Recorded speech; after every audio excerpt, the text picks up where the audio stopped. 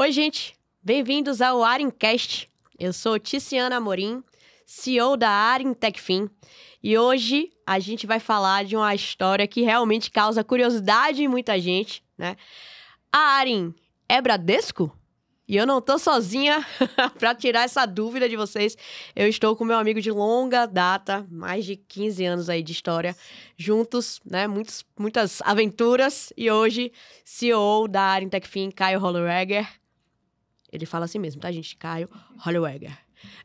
Bem-vindo, Caio. Que emoção tá aqui, velho. Que emoção mesmo. A gente idealizou esse momento durante muitos anos, né? Desde o nosso rabisco lá, das nossas ações, onde eu tava do outro lado ali. Pra quem não sabe, gente, é até legal vocês saberem disso. O Caio veio pra Arin, tá? Pra ser videomaker lá atrás. Durou uma semana, pessoal. Durou exatos uma semana. E eu já coloquei ele pra dentro da operação. Então, boa parte dos vídeos que a gente gravava logo no começo era com o Caio, que tava do outro lado da câmera. Sim. E hoje a gente ter a oportunidade de criar um projeto como esse, de criar o Techfin Review, né? A curadoria, a gente estuda muito, eu e ele. A gente troca muito tendência de mercado, análise, né, dos aspectos. E a gente poder estar aqui pra debater, na verdade, a nossa história, né? A gente virou um marco, né? Um pouco do mercado financeiro, né? Eu falo que quando um historiador vir estudar o mercado financeiro do Brasil, daqui a 100 anos, sobre a história do Pix, vai parar, olhar, ver a história ali de jovens baianos que estavam ali no D0, empreendendo nesse mercado. E eu acho que de tempos em tempos é bom a gente renovar essa história, né? Revisitar ela. Porque, de fato, foram muitas conquistas, né? Não, total. E acho que é legal a gente começar comentando, né? Queria ouvir um pouco de você. Você veio de banco, né? Na prática ali. Então, você vem de administração e depois entra ali no Itaú, né? Teve a passagem pela Price e depois Safra, né? E hoje a gente tá aqui do outro lado da história, no sentido de... É Bradesco, né? A gente vai contar um pouquinho sobre essa relação. Mas você tá do lado do braço tecnológico, né? De uma empresa ali, de um grupo. Não tá mais na bancada do banco como você costumava estar, né? Como que é isso? Com certeza, é muito diferente, assim. Porque quando eu comecei no mercado, eu acabei atuando muito no mercado de corporate, large corporate, na parte do front comercial das operações. Então, sempre foram operações bem grandes, bem escaladas, lá no Itaú. E eu comecei logo no front do front do front. Na minha passagem pelo Safra também, eu tive esse direcionamento de também trabalhar no front ali como Relationship Manager, né? Focado na parte como um banker, comercializando e vendendo um banco. O famoso banker, né? O famoso banker. Desde que a gente veio para cá fundar a Arin, eu percebi que esse mercado que tanto negocia, lida crédito, atende o mercado amplo em relação ao formato corporativo, não faz ideia do que é o centro, do que é o core, né? do mercado financeiro.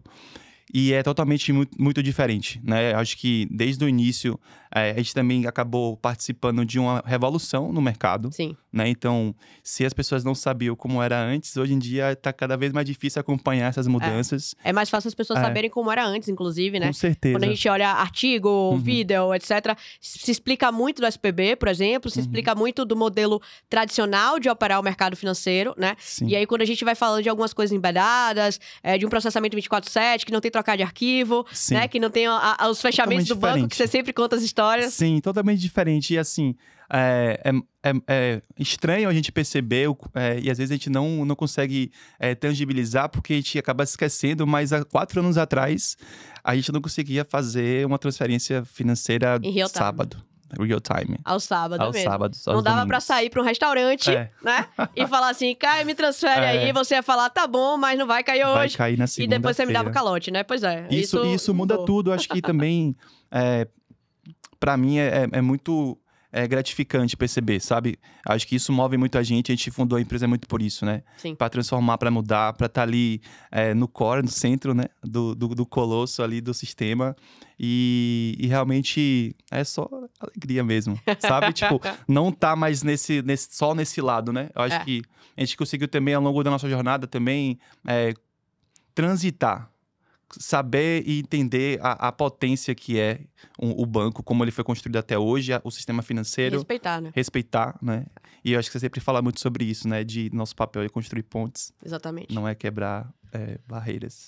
Não é, a gente não tá aqui e as pessoas perguntam muito isso, né? Perguntam pra mim bastante por que a gente foi pelo caminho do M&A, Sim. né? É uma pergunta... Nas entrevistas essa é clássica. Essa é clássica, né? Então, aproveitando aqui pra esclarecer pra todo mundo, né? E comentar um pouquinho com você também. Lá atrás, quando me foi colocado o desafio ali, né, da captação de recurso, eu tava vindo de uma rodada, né, a gente pegou um seed ali, né, um pre-seed que a gente chama de 2 milhões, né, e o mercado financeiro tava muito aquecido, o mercado de startup como um todo, no mundo todo, lembra? Tava muito aquecido, os cheques estavam saindo 100 milhões de dólares, 200 milhões de dólares, um concorrente nosso que tinha nascido muito próximo com a gente, que nesse meio do caminho, inclusive, quebrou, tinha captado 250 milhões de dólares, nunca vou esquecer disso. E os nossos investidores estavam cobrando pra caramba a gente, Sim. né? Você, como sempre, segurando a onda ali na operação da empresa, enquanto eu tava pensando como é que a gente ia navegar, né? Nisso, olhando um pouco pra estratégia. E eu lembro bastante das nossas conversas, né? Que é uma coisa que a gente tem muito comum. A gente sempre foi do que o pessoal chama de economia real, né?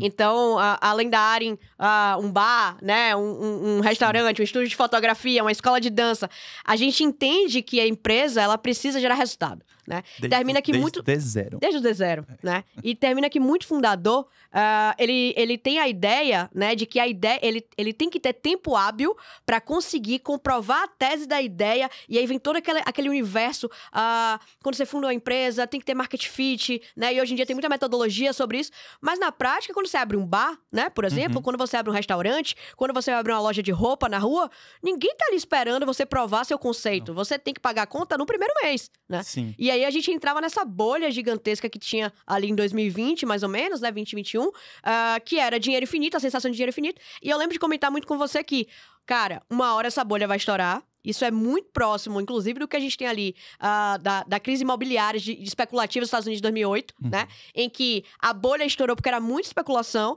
e a mesma coisa aconteceu aqui na área. E a galera fica falando, brincando, que a gente parece que adivinha o futuro. Mas não. Sim. Na prática, alguma hora acontece, tem que chegar e a gente só se antecipou isso.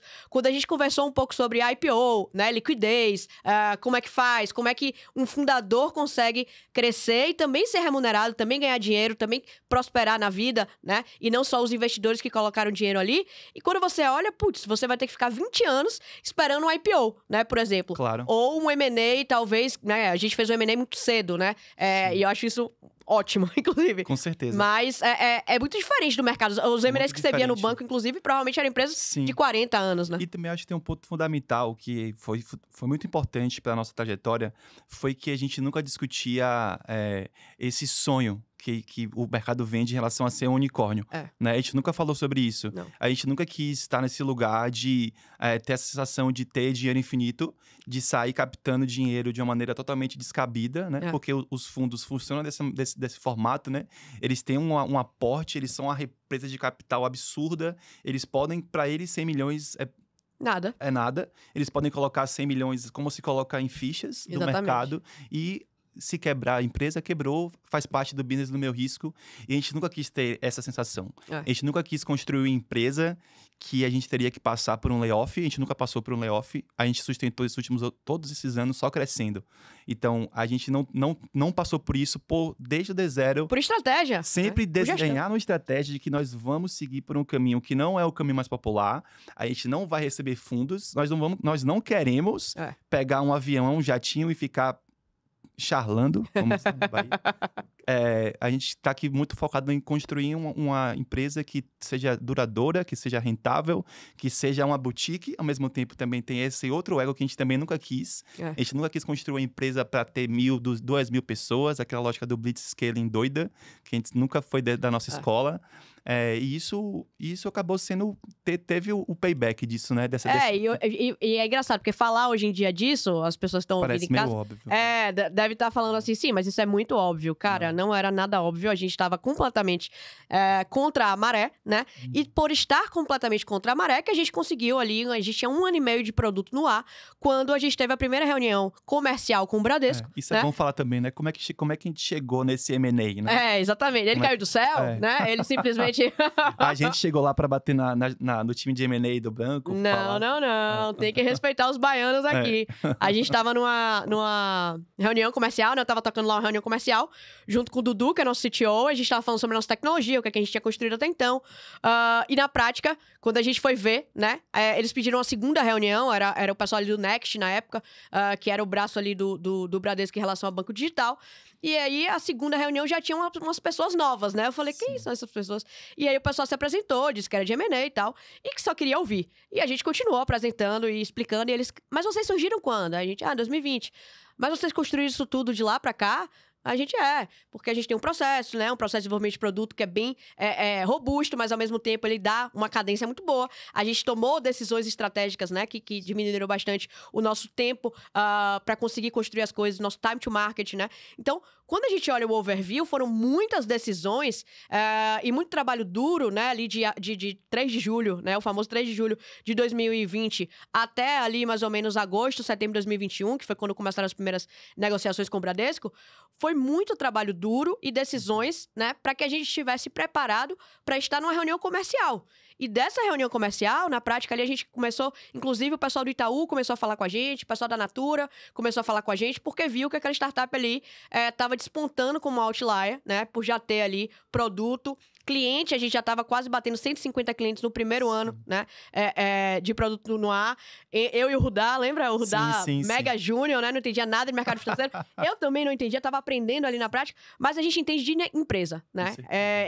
Eu e o Caio, a gente conversa bastante sobre isso, porque quando você é empreendedor e você foca em gestão, né, e você foca no entendimento da relação humana com o processo, que gestão nada mais é do que isso, né, você consegue entender melhor múltiplos mercados. E foi isso que aconteceu. Então, a gente realmente teve que estudar muito, né?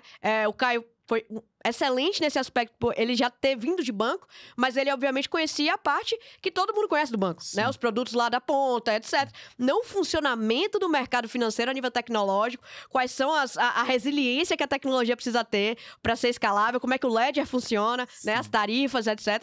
Então, dando uma encurtada aqui na história, né? Porque senão a gente vai ficar aqui contando a história do deal para sempre, mas depois desse momento que a gente teve, a gente começou as negociações, realmente. O Itaú, a Natura, etc. A gente entendeu que não tinha fit cultural, né? Eu acho que esse é o grande ponto. E eu acho que para todo mundo que tá ouvindo a gente, assistindo, né? É saber, de fato, que processos de M&A, eles são naturais na vida de qualquer empresa, fusões e aquisições. Seja você adquirir alguém, seja você ser adquirido, isso é natural, né? Mas as pessoas, elas precisam ter uma sintonia.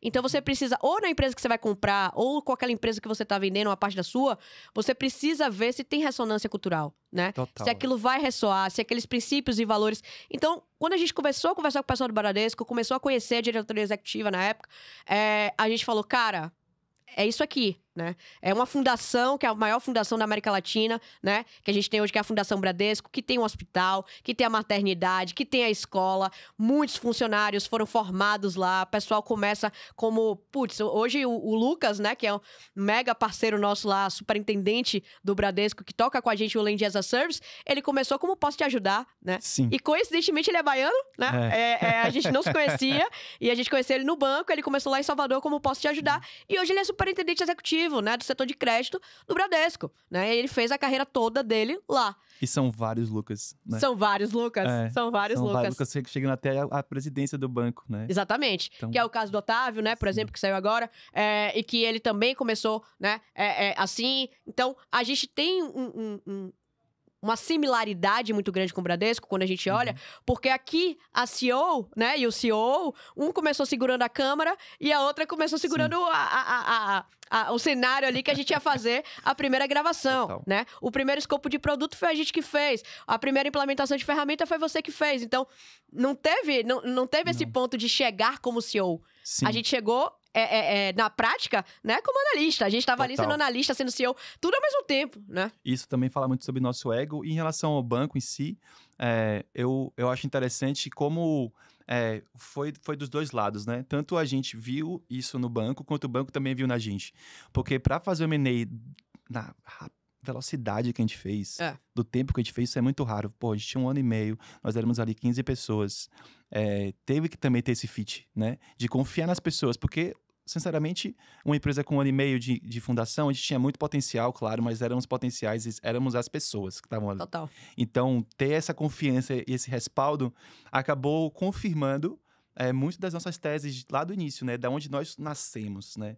O porquê, a dor que a gente queria resolver. E hoje, ver o Land as a Service crescendo, indo para o mercado, e a gente perceber que, de fato, a gente estava acertando esse caminho de estratégia, acaba sendo muito gratificante também, Muito. sabe, Ti? Porque a gente realmente está começando a colher os frutos de algo que a gente começou a plantar tem muito tempo. A gente vem tratando desse terreno durante muitos anos. E agora o mercado tá assim, bem amplo, né? O oceano tá bem azul ainda. A gente tem muita possibilidade no mercado, porque o Land as a Service é uma frente que a gente está fazendo com o banco e existem diversos. Ainda mais nesse momento em que o Bradesco, ele sofre muitas críticas, né, em relação aos desafios que o Bradesco enfrenta hoje, a nível de cultura, a nível de tecnologia, como é que é o Bradesco. Muita gente pergunta isso pra gente, né, e só confirma a tese que a gente estava conversando aqui no começo, tá? A Arin, ela nasceu não para ser um novo castelo, né? Ela nasceu para que a gente pudesse construir pontes. A gente nasceu justamente para que a distribuição da tecnologia financeira ela fosse feita de uma maneira mais ágil, né? E quando a gente olha o Land as a Service, ele é exatamente isso. O Bradesco, ele já é um dos principais players de crédito, né? Globalmente falando. E a gente não inventou um concorrente do Bradesco. A gente olhou para o Bradesco e entendeu, ok, como a gente distribui melhor isso através da tecnologia. Isso é construir ponte, né? E hoje a gente tem um produto no mercado que é literalmente em conjunto.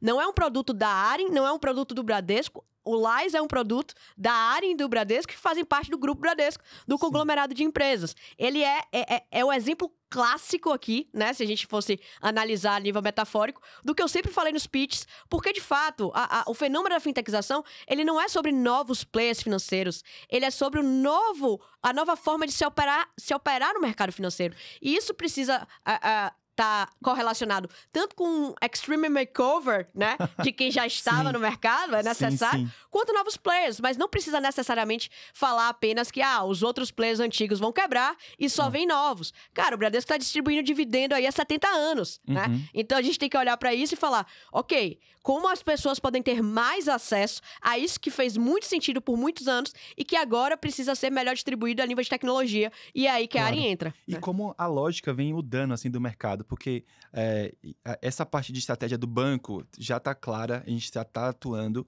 mas eu percebi como o mercado está acordando para isso e percebendo que é fundamental ele trazer essa parte financeira e de serviços financeiros para a sua jornada do cliente, né? Ele quer ter... Porque não faz sentido ele ter uma jornada que ele pode controlar e ter, na parte relativamente ali fundamental do seu ciclo, ele transferir essa jornada para um terceiro, né? Que não conhece o seu cliente, né? Então, essa fusão, né? Dessa oportunidade que a gente está vendo aí junto com o Lars, é focada muito na parte de crédito, mas os serviços financeiros são diversos serviços financeiros.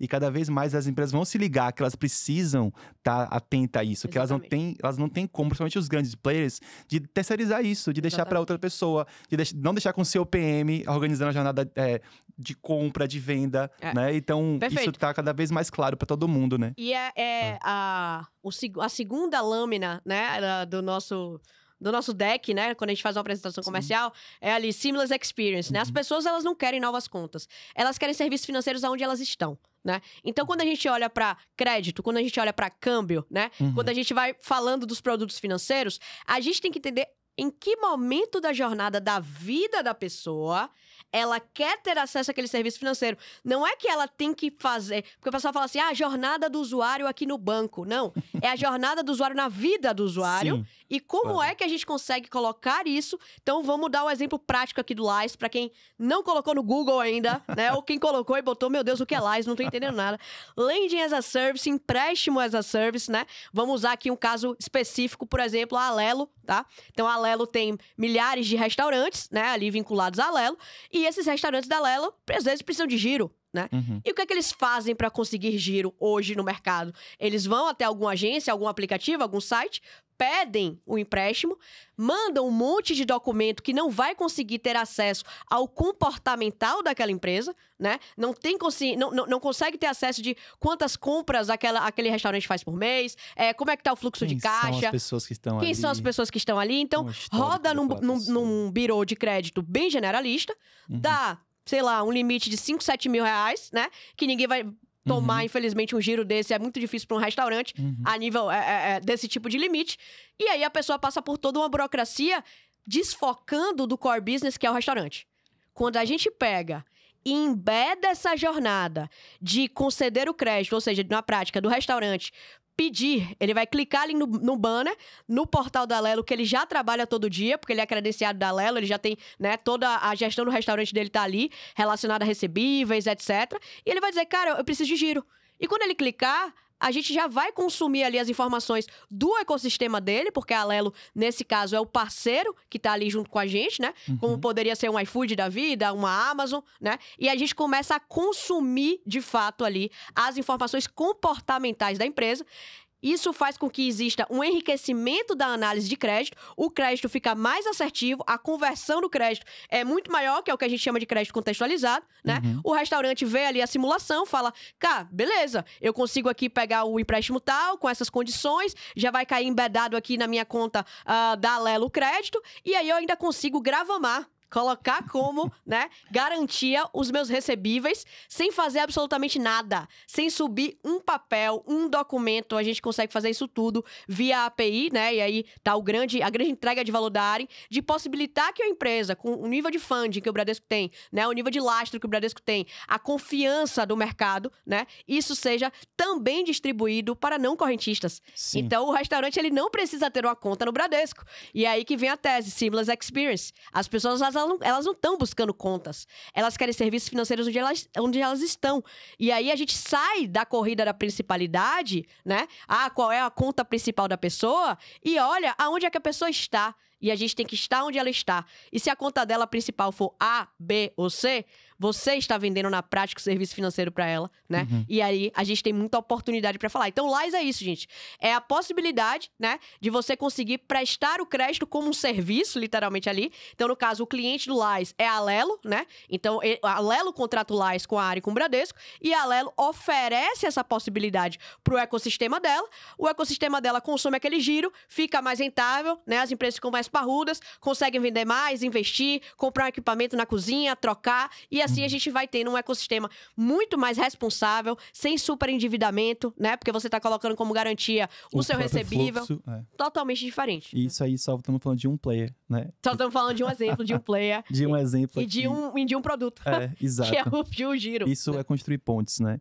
E eu acho que é importante também a gente sempre trazer para discussão como é fundamental para a gente construir essas pontes de maneira sólida, de maneira segura, de maneira viável, né? Não são fontes Não, exatamente. fraquinhas, né? Exatamente. A gente desde o início, desde o começo lá, que a gente estava conversando em relação à nossa negociação com o Bra, a gente acabou sempre tendo uma preocupação e uma atenção também que foi um outro diferencial nosso, assim. Desde o início, a gente sempre teve muitas pessoas externas auditando, verificando, testando, as famosas due diligence. Nós somos experts também nisso, pessoal. Temos consultorias. Se tem uma empresa nesse país, uma startup que foi auditada... Foi a nossa, Ela está aqui com vocês, chama-se Arin Techfin. Com certeza. Desde o primeiro ano, eu acho que eu nunca vi isso, assim. Eu acho que também foi... A parte da Price também ajudou, né? No mix, né? Meu histórico da Price, histórico da Mai, própria experiência da Nana também.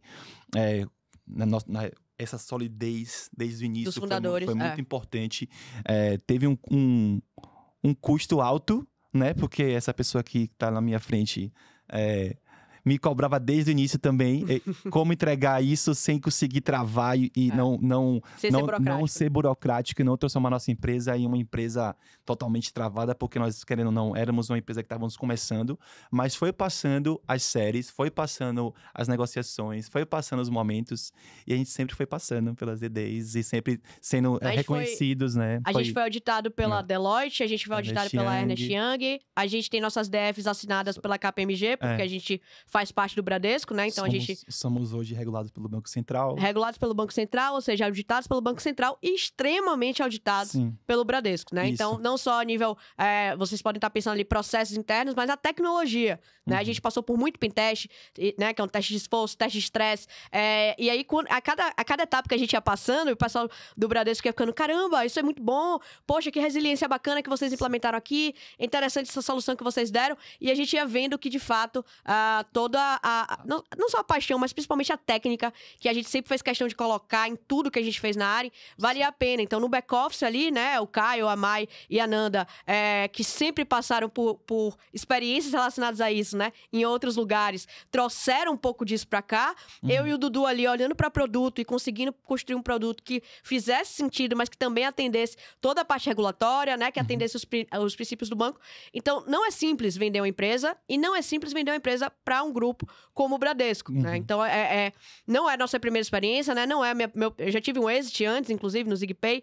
Então, a gente veio de históricos que nunca quando vocês, né, a pessoa que tá ouvindo, nunca quando vocês verem uma empresa, pensem que aquilo ali resume a história daquelas pessoas, né? Aquelas pessoas ali passaram por muitas outras coisas para estarem ali e terem condições, inclusive, emocionais, né? De passar por toda a pressão, por todas as decisões, né? Por conseguir dizer não na hora certa, dizer sim, ceder. Então, teve muitos momentos que eu falei, Caio, eu não vou fazer isso, é muito burocrata. A gente vai ter que passar pela sala do diligence sem isso. E em outros momentos, ele dizia, Tice, não vai dar para não passar sem isso, você vai ter que implementar isso na empresa sim, e vamos nessa, vamos junto. E a gente veio, né? E a gente está aqui hoje regulado, a gente faz parte de um grupo que tem um S1, então a gente é analisado como instituição de pagamento como S1, né? E eu acho que até é legal você falar um pouco do aspecto da segurança, né? O time de segurança aqui na área, ele responde para o Caio.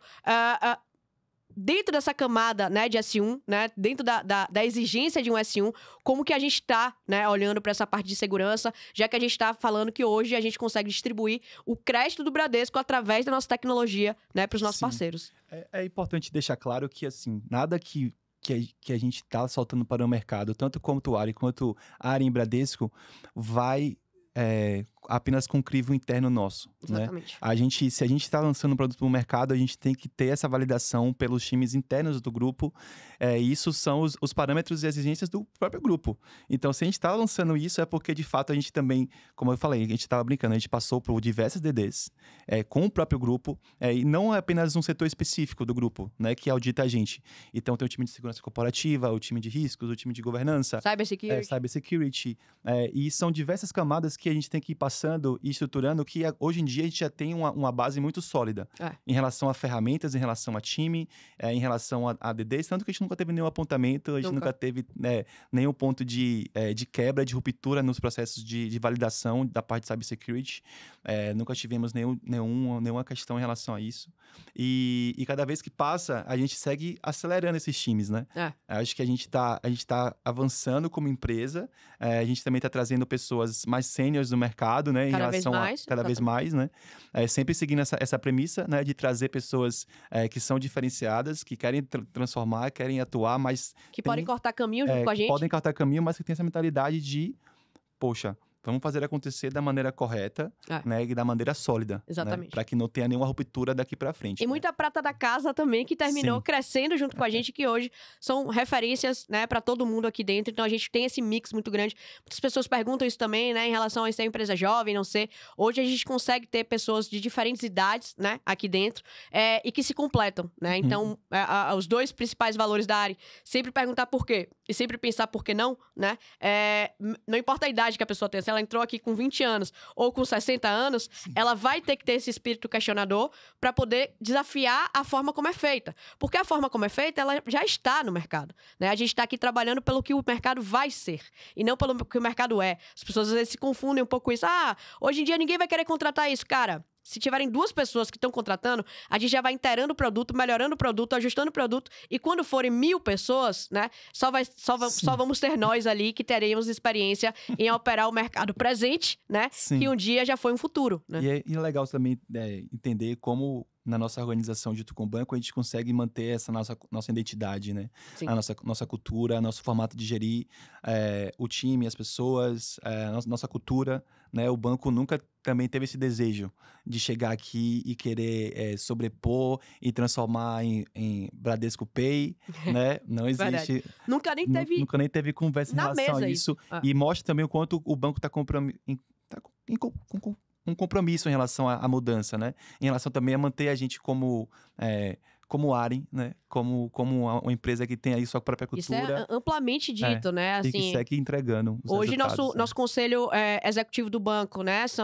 É o presidente do banco e mais vice-presidentes. Então, assim, a gente tem um nível de diálogo com os altos executivos, né, do banco ali, em que eles, de fato, estão extremamente abertos e eles defendem essa ideia, né? Uhum. Isso parte deles muito. Cara, não faz sentido nenhum colocar a governança de um banco que tem 80 mil funcionários, né? Uhum. Em uma empresa de tecnologia financeira ali que conseguiu a escala que a gente conseguiu com 130 pessoas, né? Uhum. Então, a gente consegue comprovar a cada semestre que passa, que a gente bate o recorde da meta do semestre anterior, que a gente não precisa necessariamente ampliar a quantidade de pessoas, apesar de que a gente gosta, porque cada novo emprego que a gente gera é mais um impacto que a gente está gerando. Eu acho que hoje em dia as pessoas... Mais uma família, né?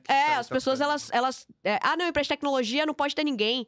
A empresa de tecnologia não pode ter 1000 funcionários, 10 mil funcionários, 80 mil funcionários. Cara, são 80 mil empregos, 80 mil famílias, né? Então, a gente tem que olhar muito sobre o impacto social que uma empresa, né, ela se dispõe a fazer em troca da sociedade estar pagando pelo serviço dela. A gente tem que se lembrar disso também, né?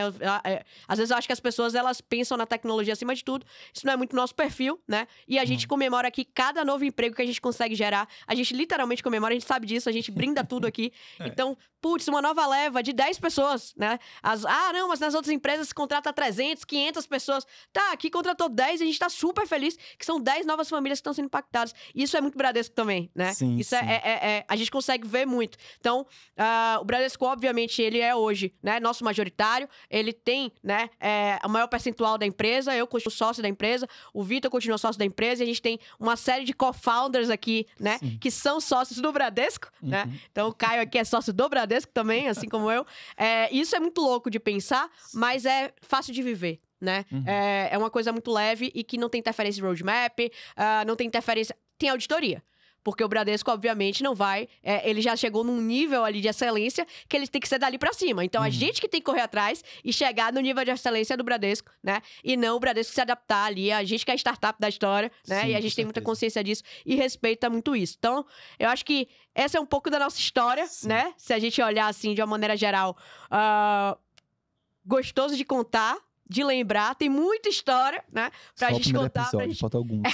Esse é só um episódio, mas esse eu acho que foi importante pra gente trazer toda essa parte de peso, né? De fazer parte do Grupo Bradesco, de ser uma empresa independente, né? Mesmo fazendo parte do Grupo Bradesco, com a diretoria independente, né? E aí sim o conselho ter as participações ali, né? Dos altos executivos do banco, o que é uma honra, né? A gente tá aprendendo pra caramba, muita troca. Cada reunião do conselho é uma aula, né? Na prática ali, de como se portar, de como ser executivo, de ser ouvido, de ter nossas ideias validadas, inclusive, incentivadas, que muitas pessoas devem duvidar, né? Mas que acontece demais. E pra mim é muito, muito importante esse episódio com você, porque muito do que eu aprendi da seriedade, né, e da importância da seriedade de um banco na vida das pessoas e na vida da Arin, né, veio muito com você a partir do momento que você assumiu ali como diretor também e estando com a gente nessa história. Então, não dá pra ser só Tice, gente. Não dá pra ser a Arin Techfin não seria a Arin Techfin se tivesse só Tices aqui dentro, né? A gente precisa de Caios, a gente precisa de Nandas, a gente precisa de mais, de Dudus, né? De uma série de pessoas com perfis diferentes pra que a gente consiga ser regulado, né? Sim. Que a gente consiga inovar com produtos como o Lais, mas que a gente também consiga ser respeitado e fazer parte de um grupo tão respeitado como é o Bradesco, né? E seguir entregando, né?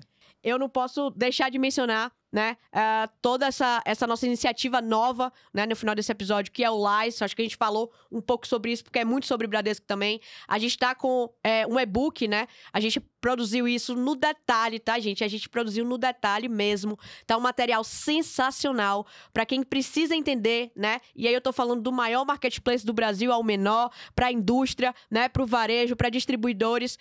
Como que funciona, como que a gente consegue rentabilizar o ecossistema de clientes que essas empresas já têm através do Lais, tá? Então, eu acho que isso é bem importante, porque o Bradesco, ele continua liderando a inovação de crédito no país. E agora, junto com a Arin, né? Brigadíssimo por você estar aqui com a gente hoje. Obrigado, Tice. Por a gente poder trocar sempre, né? E que a gente siga trocando. Então... Primeiro de muitos aí, galera. Muito feliz aí também, muito orgulhoso em ver isso nascendo, né? Estamos no episódio 2, no 20, no 200, a gente vai estar aqui também. A gente vai estar aqui também falando de outros produtos, mas com certeza com a mesma essência, que eu acho que é o que permanece, Sim. né? Yes. E é o que a gente buscou ali no Bradesco, quando a gente topou essa empreitada desse M&A e que a gente se orgulha muito de fazer parte. Quem não segue ainda, né? Como sempre, vou deixar o recado, você vai ficar nessa, perdendo tempo. Arin Techfin, né? Techfin Review. É o portal, de fato, que você vai encontrar diversos tipos de mídia diferente, vídeo, podcast, artigos, né? Que a gente faz uma curadoria muito boa, muito bacana. Quem dera, no começo da área, hein, Caio? A gente tivesse Sim. um lugar assim pra gente poder consultar, pesquisar, aprender. Então, a gente tá tentando fazer isso muito por uma dor que a gente teve, mas por respeitar o mercado que a gente tá. Com certeza. Beleza? Super aberto também no LinkedIn, né, Tice? Acho que, assim, vocês podem ver nossos perfis no LinkedIn também, tanto da área quanto o nosso. Exatamente. Se quiser falar com a Manda gente, mensagem. a gente tá super aberto também, trocar uma ideia, marcar um café, marcar um meet. E vim aqui, né? E vir aqui também conhecer nosso escritório. E vim aqui sentar nessa cadeira junto com o Caio. Caio sentou hoje. E a gente pode bater um papo aí sobre o mercado financeiro, né? E quais são as tendências e tecnologias aí que estão em alta ou as que vão estar. Obrigadão, gente. E até a próxima.